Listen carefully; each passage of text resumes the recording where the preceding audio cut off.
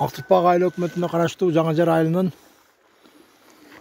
Орун Абдурахманов мектебинин күнбатыш тарабындагы мурда бала бакча деп салынган имаратты Жусупалиев жолчу ээлеп алган.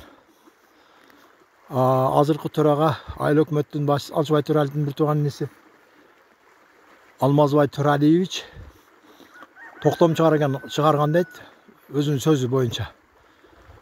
Төралиевдин сөзү боюнча.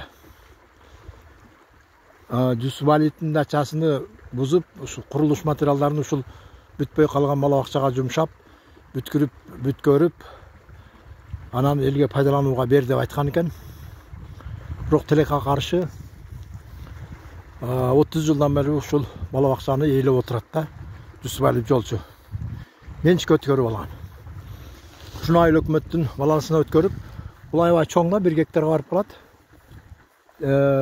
Жери огороду. Ушул жерди оорукана кылса деле болот, эски оорукананы бала бакча кылып койсо деле болот да.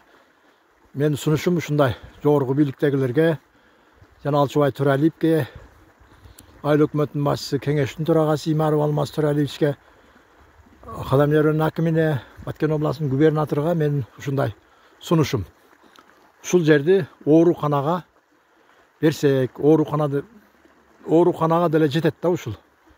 Нар жагында дагы бүтпөй калган жери бар.